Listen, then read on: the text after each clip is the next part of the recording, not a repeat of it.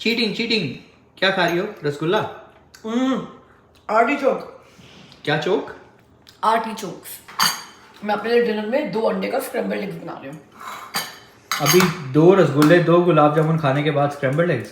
झूठे अमित, मैं खाने के मामले में चीटिंग ना बिल्कुल भी नहीं कर रही हूँ। Don't say that. पहले ही मेरा वेट कम नहीं हो रहा है। हे गाइस, कैसे हैं आप सब लोग? हमने वो जो क्वेश्चन आंसर वाली वीडियो बनाई थी ना, जो आपने बहुत पसंद करी, थैंक यू सो मच। उसमें सिर्फ इतने से क्वेश्चंस नहीं आए थे जितने हम वीडियो में डाल सके, लेकिन देखो वो आपको पता है वो वीडियो पहले भी 21 मिनट्स प्लस की हो गई थी इतने कम क्वेश्चंस लेने के बाद भी, बिकॉज जब हम बोलना शुरू करते हैं तो हम हर चीज़ बड़े डिटेल में बताते हैं, बस 1 लाइनर आंसर चाहिए थे, तो इसलिए हम सिर्फ वही क्वेश्चन ले सके। तो काफ़ी सारे क्वेश्चन ऐसे थे जो नहीं ले पाए, और कुछ क्वेश्चन तो ऐसे आए थे जिनके ऊपर ना पूरी वीडियो बनानी बनती है। तो मैंने उन सारे लोगों को बोला था कि डोंट वरी, आपके क्वेश्चंस मेरे पास सेफ है और मुझे पता है कि मुझे इनका आंसर देना है, तो धीरे धीरे आगे आने वाली वीडियोस में ना मैं आपके आंसर्स देती रहूंगी।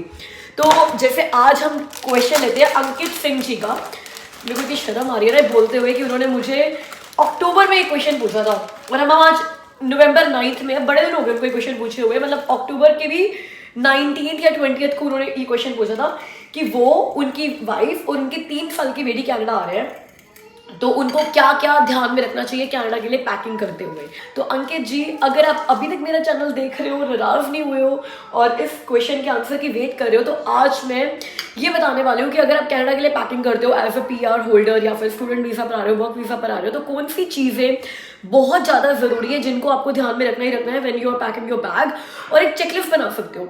तो मैं आज आपको ना चेकलिस्ट बताने वाली हूँ कि ये चेकलिस्ट आप बना कर रखो और चेक करते रहो कि ये सारा सामान आपने पैक कर लिया है, ताकि आप बिल्कुल टेंशन फ्री होकर अपनी फ्लाइट बोर्ड कर सको। और कौन सी ऐसी चीज़ें हैं जब वो सारी चेकलिस्ट पूरी होने के बाद अपनी मर्जी से पैक कर सकते हो। तो स्टे ट्यून्ड, मैं फटाफट से अपना स्क्रैम्बल्ड एग बना लूँ, फिर बात करते हैं।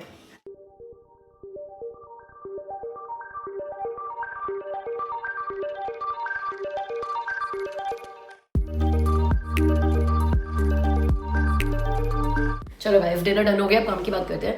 तो अंकित का जो क्वेश्चन है, मुझे लगता है बहुत सारे लोगों का यही क्वेश्चन होगा और बहुत सारे लोग हैं जो अपनी लैंडिंग की तैयारी कर रहे हैं। अब COPR बहुत टाइम से आना शुरू हो गए हैं और बहुत सारे लोग अब लैंड करने वाले हैं, तो ये वीडियो काफ़ी लोगों के लिए फायदेमंद होने वाला है। कई बार हमें चीज़ें ना पता होती है कि हमें ये सारी चीज़ें लेकर जानी है, बट जब हम बैग्स पैक करने लगते हैं ना, अगर हमारे पास एक चेकलिस्ट नहीं होती है तो we tend to forget lot of things. और क्योंकि आप कनाडा में आ रहे हो और साउथ एशियन कंट्रीज से आ रहे हो या UAE से आ रहे हो, कहीं से भी आ रहे हो, अज्यूम करके चलो आप अपनी कंट्रीज में एटलीस्ट 1 साल तक तो वापस नहीं जाने वाले, तो ये वीडियो हेल्प करेगा आपकी सारी चीज़ों को एक ही जगह पर इकट्ठे करने की। और मैंने खुद लिस्ट बनाई है कि मैं ना भूल जाऊं कि कौन से डॉक्यूमेंट इंपॉर्टेंट है, that definitely might help you. तो इससे पहले कि हम वीडियो शुरू करें और मेन चीज़ पर आए, प्लीज़ वीडियो को लाइक कर दो, चैनल को सब्सक्राइब कर दो और हमारे चैनल पर रोज आया करो। हम सैटरडे के अलावा एवरीडे आते हैं डेली लाइफस्टाइल व्लॉग्स पे। तो जब हम चेकलिस्ट बना रहे हैं तो पहली चीज़ हम लेकर आ रहे हैं डॉक्यूमेंट्स। तो जब हम डॉक्यूमेंट्स की बात करते हैं तो ऐसे डॉक्यूमेंट्स जो कई बार आपको याद भी नहीं होते कि यार ये इनकी भी जरूरत पड़ सकती है, यार प्ले सेफ। अब जो मैं लिस्ट बता रही हूँ ना, इनमें से बहुत सारे डॉक्यूमेंट्स है, शायद आपको जरूरत ना पड़े, बिकॉज मैंने यहाँ पर 3 कंपनीज में काम किया है और मुझे मेरे कुछ डॉक्यूमेंट्स सिर्फ एक ही कंपनी में दिखाने पड़े, लेकिन दिखाने पड़े ना यार, चाहे बाकी 2 कंपनी से नहीं मांगे लेकिन एक कंपनी ने मांगे। मैं किन डॉक्यूमेंट्स की बात कर रही हूँ? अपने सारे एजुकेशनल डॉक्यूमेंट्स लेकर आओ, 10th की मार्कशीट, 12th की मार्कशीट, डिग्री की मार्कशीट, पोस्ट ग्रेजुएशन की मार्कशीट। 2 10th और 12th की कोई मांगता नहीं है, लेकिन उनको क्यों घर पर छोड़कर आ रहे हो यार, साथ में लेकर आ जाओ। इसके अलावा आप अपने IELTS का स्कोर लेकर आओ, अगर आपके पास हार्ड कॉपी है IELTS की तो वो स्कोर हैंडी रहेगा तो अच्छा रहेगा। WAS के डॉक्यूमेंट्स अगर आपके पास है, WAS भी ईमेल पे आता है, बट आई वुड से कि अगर आपके एक डॉक्यूमेंट का फोल्डर बना हुआ है ना, तो उसमें अगर आप सारे प्रिंटआउट्स लगा लोगे तो it will be very handy for you. कई बार क्या होता है, ईमेल्स इतने पुराने हो जाते हैं, आपको नहीं पता आपको वो डॉक्यूमेंट्स कब चाहिए, आज से 1 साल के बाद चाहिए, 2 साल के बाद चाहिए, तो अगर आपके पास उनका प्रिंट आउट होगा ना तो that would definitely help you. IELTS के भी डॉक्यूमेंट जो है वो आपको चाहिए होंगे, क्योंकि जब आप सिटीजनशिप भी अप्लाई करोगे ना तो आपको अपनी इंग्लिश की प्रोफिशिएंसी चेक करनी होती है और उसमें आपका IELTS का जो ये स्कोर बोर्ड है ना वो बहुत काम आता है। इवन इफ वो 4 साल पुराना है, 5 साल पुराना है, 10 साल पुराना है, डजंट मैटर, आपने IELTS दिया था और उसमें एक स्कोर लिया था, सिटीजनशिप वाले वो एक्सेप्ट कर लेते हैं। एक्सपीरियंस लेटर्स, अपनी पुरानी कंपनी से सारे के सारे एक्सपीरियंस लेटर्स जिनमें आपकी जॉब डिस्क्रिप्शन भी लिखी हुई है, जो आपने at a time of PR submit कराए होंगे, वो सारे पेपर वर्क लेकर आना। इसके अलावा मेडिकल हिस्ट्री लेकर आनी बहुत जरूरी है। आपके जो फैमिली डॉक्टर है आप उनको बोलो कि आपकी जितनी भी मेडिकल रिपोर्ट्स हैं उनको समराइज करके दें, बिकॉज जब आप यहाँ पर फैमिली डॉक्टर बनाओगे ना वो इन सारी चीज़ों को आपसे मांगेंगे। इसके अलावा मोस्ट इंपॉर्टेंट चीज़ जो है वो है बच्चों का इम्यूनाइजेशन रिकॉर्ड। वो यहाँ पर चाहिए ही होगा, चाहे बच्चों को डे केयर में डालो, चाहे स्कूल में डालो, they will ask for the immunisation record. आपका भी अगर वैक्सीन रिकॉर्ड है तो वो भी लेकर आओ, कि जब मैंने अपनी ये वाली जॉब ज्वाइन कर दी हॉस्पिटल में, they ask for all of my immunisation record, और मेरे पास कुछ भी नहीं था, तो मुझे सारी की सारी वैक्सीन यहाँ पर दोबारा लगवानी पड़ी थी। इनफैक्ट वो वैक्सीन जो मुझे पता है कि मैंने इंडिया में लगवाई थी वो भी मुझे लगानी पड़ी थी यहाँ पर, क्योंकि मेरे पास कोई प्रूफ नहीं था। बच्चों के लिए स्कूल लिविंग सर्टिफिकेट भी लेकर आओ, क्योंकि उससे ना पता चलता है कि आपकी कंट्री में बच्चा कौन से स्टैंडर्ड में था। तो कई बार ये हेल्प हो जाती है स्कूल में बच्चे का क्लास वगैरह डिसाइड करने में, तो यहाँ पर एज के हिसाब से डिसाइड करते हैं। इसके अलावा आपके बैंक रिलेटेड डॉक्यूमेंट्स, आपकी इंश्योरेंस पॉलिसीज रिलेटेड डॉक्यूमेंट्स। मैं ये नहीं कह रही कि यहाँ पर आप आओगे तो आपकी कोई FD मैच्योर हो जाएगी, आपकी कोई इंश्योरेंस पॉलिसी मैच्योर हो जाएगी, बट मैंने क्या बोला आपको कि मैं आपको सारी एक्सटेंसिव लिस्ट देने वाली हूँ। आपको नहीं पता कब आपको अपनी किसी इंश्योरेंस पॉलिसी की जरूरत पड़ जाए, या कब आपको अपने बैंक से कोई ट्रांजेक्शन से रिलेटेड कोई जरूरत पड़ जाए, तो वहां पे फाइनेंशियल पेपर्स होने की वजह या तो कोई आपका इंडिया में है जो आपके फाइनेंशियल डॉक्यूमेंट्स को बड़े अच्छे से मैनेज करके उनको देख रहा है, नहीं तो बेटर है कि अब वो सारे फाइनेंशियल डॉक्यूमेंट्स आप अपने पास रखो। आपकी बैंक की जो आपकी पासबुक्स होती है, मोस्टली आजकल ईमेल पे सब कुछ होता है, बट स्टिल अगर कुछ भी हार्ड कॉपी है आपके पास, FD प्रूफ्स हो गए, या फिर आपने वहां पर कोई NRI या NRO अकाउंट खुलवा रखा है उसकी डिटेल्स हो गई, बैंक अकाउंट नंबर्स हो गए। कई बार हम लोग भूल जाते हैं उनकी ID पासवर्ड्स क्या होते हैं, और फिर हम यहाँ पर आ जाते हैं, और फिर जो वो पासवर्ड रीसेट वगैरह करते हैं वो इंडिया के नंबर्स पे जाता है और हमारे पास प्रूफ नहीं होते। तो ये सारी चीजें कि मतलब how you will manage your finances as you were managing it in your country, वो सारी चीजें भी आपको लेकर आनी है। अब इसके अलावा जो बहुत इंपॉर्टेंट चीज है वो है आपके ड्राइविंग लाइसेंस। कनाडा में आते ही आपको ड्राइविंग लाइसेंस तो अप्लाई करना ही करना है, वरना उसके बिना काम चलेगा नहीं। तो अपनी कंट्री के ओरिजिनल ड्राइविंग लाइसेंस भी लेके आना, और रोड एंड ट्रांसपोर्ट अथॉरिटी से अपने ड्राइविंग एब्स्ट्रैक्ट्स भी लेकर आना, क्योंकि कई बार ना आपका ड्राइविंग लाइसेंस अगर पेपर लाइसेंस होता है तो नहीं चलता, कई बार कुछ क्लियर प्रिंट नहीं होता है तो नहीं चलता, नखरे मारेंगे भाई, ठीक है। तो बेटर है कि अपनी सारी चीजें लेकर आओ। तो ड्राइविंग एब्स्ट्रैक्ट भी जब लेकर आओगे ना कि भाई आपका इतना साल का ड्राइविंग हिस्ट्री है, आपके ऊपर कोई फाइन नहीं है, क्लियर हो, ये सारी चीजें आपको फायदा देंगी यहाँ पर कुछ टेस्ट जैसे कि जल्दी करने में। वरना अगर आपको मान लो आप रिटन टेस्ट देते हो तो रिटन टेस्ट के बाद आपको वेट करनी पड़ती है 8 months to 1 year G2 test देने के लिए। लेकिन अगर आप ड्राइविंग एब्स्ट्रैक्ट लेकर आते हो ना कि आपके पास 1 साल का वर्क एक्सपीरियंस कह रही हूँ मैं, अगर आपके पास 1 साल का ड्राइविंग एक्सपीरियंस है तो आप रिटन टेस्ट क्लियर करते ही G2 टेस्ट दे सकते हो, और अगर आप 3-4 साल की हिस्ट्री लेकर आते हो तो आप इमीडिएटली G टेस्ट भी दे सकते हो। यस, अब जब सारे डॉक्यूमेंट्स रेडी हो गए हैं और सारे डॉक्यूमेंट्स आपने एक बैग में डाल लिए हैं, तो बड़ी ऑब्वियस सी चीज है, कुछ वो मत भूलना, जैसे कि आपका पासपोर्ट, आपकी फ्लाइट टिकट्स, आपके लैंडिंग पेपर्स लाइक आपका COPR अगर आप PR पर आ रहे हो, या आपका वर्क परमिट अगर आप वर्क परमिट पे आ रहे हो, और आपका student visa related paper work जो भी है, आपका कॉलेज के एडमिशन लेटर और आपका स्टूडेंट वीज़ा, ये सारी चीज़ें भी ज़रूरी है, क्योंकि ये चीज़ें तो आपको कनाडा में आते ही लैंड करते इमिग्रेशन ऑफिसर को दिखानी होती है। इसके अलावा अगर आपने यहाँ पर Airbnb बुक कराया है या होटल बुक कराया है, जो भी चीज़ आपने बुक कराई है जहाँ पर आप यहाँ से इमीडिएटली जाओगे, तो उसके भी रिजर्वेशन कॉपीज वगैरह जो है अगर आप अपने उसी डॉक्यूमेंट वाले बैग में डाल लोगे, इनफैक्ट डॉक्यूमेंट वाला बैग तो मैं कहूँगी अपने बैग में डालोगे, अपने लगेज बैग में डालोगे, तो कुछ चीज़ें जो अपने हैंड बैग में डालनी है, जैसे आपके लैंडिंग पेपर्स, पासपोर्ट और ये सारी चीज़ें, टिकट्स वगैरह हो गई, उनके साथ अपने रिजर्वेशन कॉपीज वगैरह भी डाल सकते हो। और अब अगर अपना हैंड बैग बना ही रहे हो साथ में, तो मैं कहूँगी कि कुछ डॉलर्स, कैनेडियन डॉलर्स भी जो पेपर करेंसी है वो भी अपने बैग में रख लो। ज़्यादा जरूरत नहीं पड़ेगी आपको, बिकॉज आपने अपने बैंक में यहाँ पर जो भी फंड्स वगैरह आप दिखा रहे हो, फंड से याद आया, फंड्स रिलेटेड पेपर भी लेकर आना। हम लेकर आए थे और हमारे से इमिग्रेशन ऑफिसर ने पूछा भी था कि आप दिखाओ आप कितने फंड्स लेकर आए और उनका क्या प्रूफ है। तो हम लोग अपनी बैंक स्टेटमेंट लेकर आए थे यहाँ पर, जिस भी बैंक में हमने यहाँ पर डलवाए थे पैसे, तो उसकी एक कॉपी ट्रांजेक्शन रिसीट लेकर आए थे। अब दूसरी कंट्री से फंड्स कैसे लेकर आए कनाडा में, ये भी मेरी एक सब्सक्राइबर ने मुझसे एक क्वेश्चन पूछा हुआ है, उसको पूछे बहुत दिन हो गए, और मैंने प्रॉमिस किया था कि मैं डेडिकेटेड वीडियो इसके ऊपर बनाऊंगी। तो वो वीडियो भी मैं बहुत जल्दी बनाने वाली हूँ, जिसके ऊपर मैं आपको ये पूरा बताने वाली हूँ, how we transfer our funds from Dubai, और अपनी कंट्री से आप कैसे अपने फंड्स जो है वो कनाडा में ट्रांसफर कर सकते हो, चाहे किसी भी वीजा पर आ रहे हो। अब जब कैश की बात करें तो कैश की लिमिट है, you can not carry more than $10,000 in cash when you are coming in Canada. तो $10,000 तो मैं कहूंगी भी नहीं कि लेकर आओ यार। व्हाट इफ एयरपोर्ट से बाहर निकले हो, टैक्सी में बैठे हो, पर्स भूल गए, $10,000 वापस नहीं आने वाले हैं। बट $1,000 के आसपास, $500 to $1,000 आपके पास पेपर करेंसी होनी चाहिए, बिकॉज जब आप यहाँ पर आओगे आपके पास आते ही यहाँ पर अगर आपके बैंक ने आपको ATM भेज दिया है वो बात अलग है, आई डोंट नो अगर ऐसा कोई कर रहा है तो, लेकिन आपको ATM मिलने में, क्रेडिट कार्ड मिलने में कुछ टाइम लग जाएगा। तो ये तो आपका बैग बन गया डॉक्यूमेंट्स का, और जो हैंड बैग आप लेकर आओगे at the time of airport, जो आपको लैंडिंग करते हुए हेल्प करेगा। अब दूसरी चीज जो मैं कहूँगी बहुत इंपॉर्टेंट है सोचनी, वो है मेडिसिन। पता है हमें ना कनाडा में रहते हुए 4.5 साल हो गए हैं, और हम ऐसे हमारे बहुत सारे फ्रेंड्स हैं जिनको कनाडा में रहते हुए ना 10 साल, 15 साल, 20 साल भी हो गए हैं।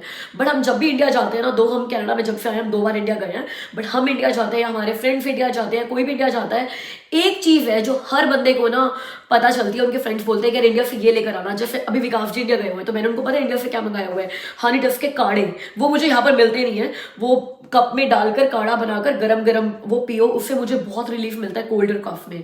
और ऐसे मेरे फ्रेंड्स हैं जो कहते हैं कि यार जब हमारे सिर दर्द होता है ना, तो हमें इंडिया की यही वाली मेडिसिन ही सूट करती है। चाहे हमें कनाडा में रहते हुए 10 साल हो गए, तो हमारे को वो वाली मेडिसिन जरूर लेकर आई हो जब भी तो इंडिया जाए। तो हम ना जिस कंट्री में पले बड़े होते हैं, उस कंट्री की जो मेडिसिन होती है, उस कंट्री के जो सॉल्ट होते हैं, वो उन लोगों के हिसाब से बने होते हैं। In fact this is true. पता है ऑन्टेरियो की भी जो ड्रग्स रूल है ना, जो मेडिसिन रिलेटेड ड्रग्स रूल है, और जो वैंकूवर के, ब्रिटिश कोलंबिया के रूल्स हैं, वो भी अलग अलग है। बिकॉज मुझे लगता है कि हर कंट्री का और हर रीजन का ना अपने मौसम के हिसाब से, लोगों के हिसाब से, उनकी हैबिट्स के हिसाब से मेडिसिन में कुछ कुछ फॉल्ट अलग होते हैं। तो कुछ ऐसी मेडिसिन होती है जो ना हम अपने फर्स्ट एड किट में भी रखते हैं और अपनी हैंडी रखते हैं अपने पास। तो उस तरह की मेडिसिन जरूर लेकर आओ। डेफिनेटली कनाडा में सब कुछ मिल जाता है, यहाँ की मेडिसिन भी आपको सूट कर जाएंगी, but it might take some time. अब आप कनाडा में नए नए लैंड कर रहे हो, आप पहली बार कनाडा आ रहे हो, आते ही सारी चीजें एक्सप्लोर करने नहीं लग जाओगे ना। You will take your time in imbibing the culture, in imbibing the routine of the country. तो आपको उससे पहले भी जीना ही है ना, राइट। और ये वाली वो मेडिसिन होती है जो ओवर द काउंटर मेडिसिन होती है। यहाँ पर भी कोई नहीं पूछता कि प्रिस्क्रिप्शन लेकर आयो या नहीं आयो, और अभी तक तो हमसे कभी नहीं पूछा गया, और हमारे किसी फ्रेंड से भी नहीं पूछा गया यार। मतलब अगर आप में से किसी से पूछा है कि आप सेरिडोन लेकर आए हो या फिर कोई ऐसी कोल्ड कफ की मेडिसिन लेकर आए हो, एरिथ्रोमाइसिन लेकर आए हो, और एयरपोर्ट पे पूछ लिया कि प्रिस्क्रिप्शन दिखाओ, तो प्लीज हमें कमेंट्स करके बताओ। बट मैंने आज तक 4.5 साल में सुना नहीं है कि किसी से ऐसे कुछ पूछा गया हो। इसके अलावा बच्चों के लिए, जैसे जिनके छोटे बच्चे होते हैं ना, जो फॉर्मूला पर होते हैं या फिर मतलब सेरेलेक पे होते हैं, या चाइल्ड फूड जो बेबी फूड होता है उसके ऊपर होते हैं, तो उनके कुछ पैक्स रखो, मतलब उनका 1 हफ्ते की इन्वेंट्री रखो। बिकॉज बच्चा जब यहाँ पर आएगा ना, यहाँ का भी फॉर्मूला आप दे सकते हो, यहाँ का बेबी फूड भी आप दे सकते हो, बट आप बच्चे हैं, आपको नहीं पता उनको इमीडिएटली फूड करेगा नहीं करेगा, स्टमक अपसेट हो सकता है, कुछ हो सकता है। तो इमीडिएटली बच्चे को एकदम से उसका फूड चेंज करने की बजाय आप थोड़ा थोड़ा यहाँ का फूड देना शुरू करो, थोड़ा वहाँ का फूड देना शुरू करो। तो आई वुड से कि थोड़ा बहुत बेबी फूड वगैरह भी और बेबी मेडिसिन भी आपको रखनी चाहिए। जो भी आपका बच्चा मल्टीविटामिन ले रहा है या जो भी प्रिस्क्रिप्शन ड्रग्स ले रहा है, तो वो सारी आपके पास होनी चाहिए। इसके साथ आपके प्रिस्क्रिप्शन मेडिसिन भी लेकर आओ, क्योंकि यहाँ पर भी आप लोगे, बट कब आपका फैमिली डॉक्टर बनेगा, कब वो प्रिस्क्राइब करेगा, it might take some time. Ontario में तो जो ओहिप कार्ड आपका बनता है, अभी वैसे कोविड में उन्होंने चेंज कर दिया था रूल, कोविड में वेटिंग पीरियड हटा दिया था, सबको इमीडिएटली ओहिप कार्ड्स मिलने लग गए थे। But I am not sure कि अभी भी वो कोविड रूल चल रहा है कि नहीं चल रहा। बट जब हम लैंड हुए थे, तो ओहिप कार्ड की, मतलब जो ऑन्टेरियो का हेल्थ इंश्योरेंस प्लान होता है, जो गवर्नमेंट की तरफ से फ्री ऑफ कॉस्ट होता है, उसकी 3 महीने की वेटिंग थी। तो अब इन सारी चीजों के साथ आपकी जो इंपॉर्टेंट चीजें थी वो कवर हो गई है। मतलब इसके अलावा ना आप अगर कुछ भी नहीं लाओगे ना, तब भी you will survive in Canada. ऐसा नहीं है कि आप सर्वाइव नहीं कर पाओगे। आप कैश लेकर आ गए हो, आप इंपॉर्टेंट डॉक्यूमेंट लेकर आ गए हो, जिसके लिए आपको इंडिया नहीं भागना है। मतलब जो चीजें आपको कनाडा में नहीं मिलेंगी ना, वो चीजें हमने कवर कर ली है। अब आपके पास लगेज में कितना स्पेस है उसकी बात करते हैं कि उसको आप कैसे मैनेज करो। अब कई लोग एयर इंडिया से आते हैं तो उनको 2 लगेज मिल जाते हैं, कई लोग एयर कनाडा से आते हैं तो आजकल पॉलिसीज चेंज हो रही है, किसी को 1 लगेज मिल रहा है, डिपेंडिंग अपॉन कौन सी क्लास की टिकट लिया आपने, इकोनॉमी ली है, बिजनेस क्लास ली है या फिर प्रीमियम इकोनॉमी ली है, उसके ऊपर आपके लगेज पे डिपेंड करता है कि पर पर्सन आप कितना लगेज लेकर आ रहे हो, कितनी बड़ी फैमिली है। तो मैं बता दूं कनाडा में क्या मिलता है और जिसके बिना आपका काम चल सकता है, लगेज में क्या डाल सकते हो। मैं ये सजेस्ट करूंगी कि यार लगेज में ना वो चीजें डालो जो कि ना जगह कम घेरती है और बहुत सारी चीजें आप लेकर आ सकते हो। क्योंकि जब आप कनाडा में आओगे ना एज अ न्यू इमिग्रेंट, आपकी कोशिश पता क्या रहेगी, डॉलर्स में जब तक कमाना शुरू नहीं कर रहे, तो जो डॉलर्स आप अपने साथ लेकर आए हो, रुपीज से कन्वर्ट कराकर जो आपने डॉलर्स बनाए हैं उनको कम से कम खर्च करो। ये हर न्यू इमिग्रेंट की मेंटालिटी होती है और होनी भी चाहिए। अगर नहीं आपकी मेंटालिटी तो प्लीज ये मेंटालिटी रखो। जैसे अब तो मैं बड़ा डिबेट कर रहे थे इस बात के ऊपर कि बर्तन लेकर आने चाहिए नहीं लेकर आने चाहिए। कहते बर्तन बिल्कुल भी नहीं लेकर आने चाहिए, सारे बर्तन तो यहाँ पर मिलते हैं। लगेज का स्पेस जो है, जो कि इतना इंपॉर्टेंट स्पेस है, आपको एक ही बैग मिला हुआ है या 2 ही बैग मिले हुए हैं, उसको बर्तन डाल के क्यों खराब करना है। आई अग्री, उसको बर्तन डालकर क्यों खराब करना है। तो अगर आपके पास पर पर्सन एक ही लगेज है, तो मैं बोलूंगी कि जो बेसिक नेसेसिटीज है ना आपकी कपड़ों को लेकर, पहले वो भरो। इससे पहले अपनी हाइजीन आइटम्स भरो। जैसे आई नो यहाँ पर body wash, moisturiser, hand soap सब कुछ मिल जाने वाला है, लेकिन अगेन आप आते ही तो शॉपिंग करने नहीं भाग जाओगे ना। और अगर आते ही शॉपिंग करने भागोगे भी सही, तब भी आपको वही सारा खर्चा वर्चा करना पड़ेगा। पहले बैंक अकाउंट लाना पड़ेगा, पैसा लाना पड़ेगा, एटीएम लाना पड़ेगा। तो एक ट्रैवल पैक बना लो छोटा सा, जिसमें आपका एक मॉइस्चराइजर हो गया, आपका शैम्पू हो गया, कंडीशनर हो गया, बॉडी वॉश हो गया और आपका हैंड सोप हो गया। एक छोटा सा किट बन जाएगा आपका ट्रैवलर किट, तो जिसमें छोटी छोटी चीजें लगा लो। ब्रश भी कर लिया करो। अच्छा ठीक है भाई, टूथब्रश और टूथपेस्ट, ये सारी चीजें आप एक ट्रैवलर पैक में डाल दो। अब हम बात करते हैं अब जो स्पेस बचा हुआ है उसको कैसे यूटिलाइज करना है। तो अगर आप विंटर्स में आ रहे हो तो आई वुड से आपको सॉक्स बहुत सारी चाहिए होंगे, बिकॉज कनाडा में विंटर्स में ना हम सारे हमेशा सॉक्स डालकर ही रहते हैं घर में। तो बहुत सारे आप सॉक्स के पेयर लेकर आ सकते हो, यहाँ से भी खरीद सकते हो। यहाँ पे महंगा क्या मिलता है, यहाँ पे फॉर्मल वेयर महंगे मिलते हैं।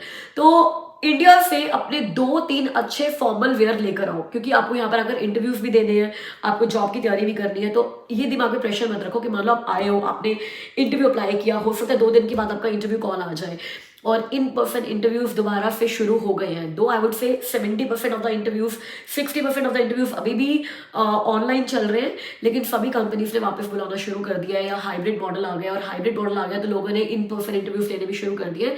तो आपके पास अच्छे फॉर्मल शूज होने चाहिए, अच्छा हैंड बैग होना चाहिए, और या फिर अगर आप हैंड बैग कैरी नहीं करते, you are a male not a female, तो अच्छा एक डॉक्यूमेंट बैग होना चाहिए जिसमें अपने सारे डॉक्यूमेंट्स डालकर लेकर जाओगे, रेज्यूमे लेकर जाओगे। और आपके पास अच्छे फॉर्मल वेयर होने चाहिए, whether you are a female और अ मेल। तो 2-3 पेयर अपने इंटरव्यूज के लिए प्रिपेयर करके आओ। अब अगर इंडिया से भी खरीदने हैं आपने, और अगर ब्रांडेड खरीदना, तो मैं कहूंगी ब्रांडेड कपड़े तो यहाँ पर इंडिया से सस्ते मिलते हैं, लेकिन आपके पास इंडिया में भी पड़े होंगे कुछ अच्छे फॉर्मल वेयर, तो उनको प्लीज लेकर आओ। That's an investment you will be doing for your self. और बेसिक कपड़े जैसे कि यार इनर वेयर रख लो अपने 6-6, 7-7 पेयर, सॉक्स के 7-7, 8-8 पेयर रख लो, 2-3 जीन्स रख लो, 2-3 टी शर्ट्स रख लो। अगर विंटर्स में आ रहे हो 2-3 स्वेटर्स रख लो हल्की हल्की। जैकेट्स पे इन्वेस्टमेंट मत करो, जो भी आपके पास इंडिया में जैकेट है ना वो लेकर आ जाओ, क्योंकि आई वुड स्ट्रांगली सजेस्ट कि यहाँ के विंटर्स की जैकेट यहाँ से ही आके खरीदो। तो प्लीज इंडिया में नए कपड़ों पर इन्वेस्टमेंट करो, क्योंकि यहाँ पे कपड़े इंडिया से सस्ते हैं। अगर आप ब्रांडेड क्लोथ्स की बात करो, एथनिक वेयर की बात नहीं कर रही हूँ मैं, क्योंकि मैं भी अब जब इंडिया जाती हूँ तो मैं इंडिया से पता क्या लेकर आती हूँ। दो अब हमारा यार यहाँ पर सब कुछ सेटल हो गया है, घर है, घर के बाकी सामान है, तो मुझे इन सारी चीजों की टेंशन नहीं है। बट अब मैं जब भी इंडिया जाती हूँ मैं बहुत सारे इंडियन एथनिक वेयर लेकर आती हूँ, जो यहाँ पर बहुत महंगे मिलते हैं। वो वैरायटी भी नहीं है यहाँ पे कि मैं कहूँ कि यार वाओ इतनी सुंदर ड्रेस मिल रही है, और अगर वाओ इतनी सुंदर ड्रेस मिल रही है तो वो इंडिया से 4 गुना ज्यादा रेट पे मिल रही होगी। तो अगर कपड़ों में आपने रखना है तो 2-3 इंडियन एथनिक वेयर रख लो, क्योंकि दिवाली पे काम आते हैं, करवा चौथ पे काम आते हैं, ईद पे काम आते हैं। तो जो भी आपका ट्रेडिशनल फेस्टिवल्स होते हैं उन पे काम आते हैं, तो वो चीज़ आप इंडिया से जरूर लेकर आ सकते हो। लेकिन जीन्स टॉप हो गया, स्वेटर्स हो गई, ये चीज़ें जो आपकी अच्छी पड़ी हुई है इंडिया में या अपने घर में, वही सारी लेकर आओ, नई खरीदने की जरूरत नहीं है। इसके लिए आपको बात बताती हूँ वार्मर्स की। तो आपको लगता है कि कनाडा में जा रहे हो, कनाडा में बहुत ठंड है, तो वार्मर्स लेकर आने चाहिए हमारे को अपनी कंट्री से। हमें भी यही लगा था, मैंने अपने 2-3 वार्मर्स, अमित के 2-3 वार्मर्स और एमी के 7-8 वार्मर्स ले लिए थे कि यार कनाडा जा रहे हैं, ठंड पड़ेगी तो वार्मर्स पहनने पड़ेंगे। तो हमने जब यहाँ पे ठंड हुई वार्मर्स पहनने शुरू किए। तो जब बाहर निकलते तब तो ठीक लगता है, ऑफिस पे जब जाते हो और अपनी जैकेट उतारते हो और बैठते हो ना, और वार्मर पहन रखा होता है आपने, तो इतनी गर्मी लगती है, इतनी गर्मी लगती है, बिकॉज वहाँ पे तो हीटर्स चल रहे होते हैं। तो फर्स्ट विंटर ही हमने, अमित और मैंने थोड़े कुछ दिन वार्मर्स यूज़ किए होंगे, उसके बाद दोबारा कभी उनको हाथ नहीं लगाया। तो वार्मर्स मुझे नहीं लगता बड़ों के लिए ज़रूरत है, एडल्ट्स के लिए ज़रूरत है। अगर आपको बहुत ही ठंड लगती है तो बात अलग है, और आपका बहुत प्लान है कि आउटडोर्स में रहना है, विंटर जैकेट्स के साथ भी बहुत सारी लेयरिंग करनी है, that's a different thing. But अगर आप वो नहीं भी लेकर आओगे तो काम चल जाएगा। But I would strongly suggest बच्चों के लिए लेकर आओ, क्योंकि वो बेचारे इंडिया में ना बड़े क्यूट से वार्मर्स मिलते हैं, जो स्टाइल आपको इंडिया में मिलेंगे। इंडिया में कहूँगी मतलब हर जगह पे, जो भी हमारी साउथ एशियन कंट्रीज है, क्योंकि हमारे यहाँ पर विंटर्स में क्या होता है, घर में हीटर्स नहीं होते इतने ज़्यादा, तो हम लोग वार्मर्स के ऊपर बड़ा डिपेंडेंट रहते हैं वहाँ पे।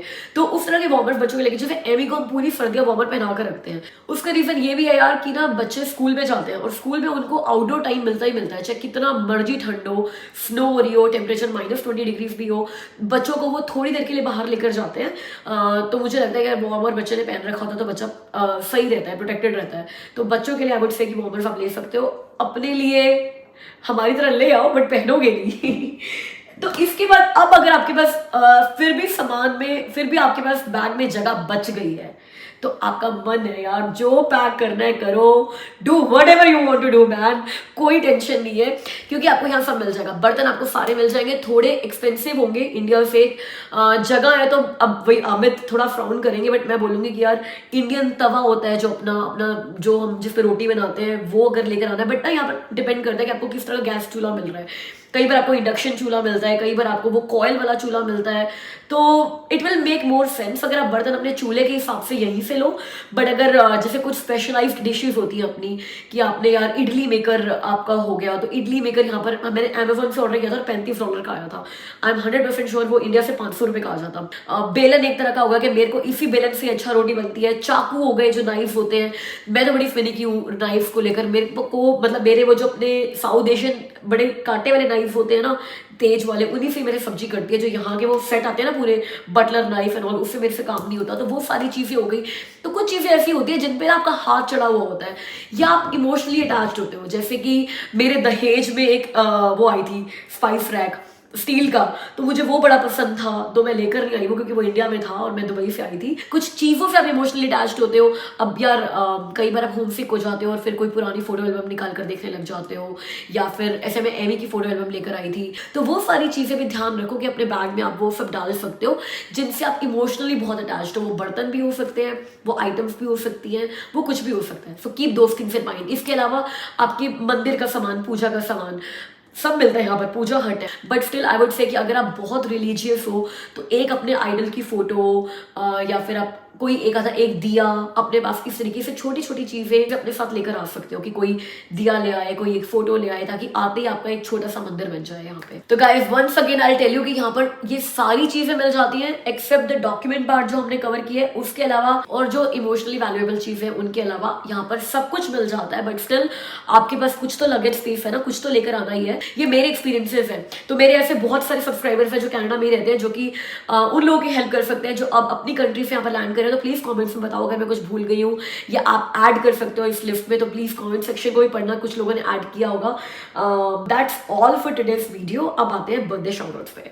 तो कल है November 10th और मेरी एक सब्सक्राइबर है निधि, उनका बर्थडे है। वो मुझे 3 बार याद दिला चुकी है कि शिल्पा मेरा बर्थडे भूलना मत। निधि मैं नहीं भूली देखो।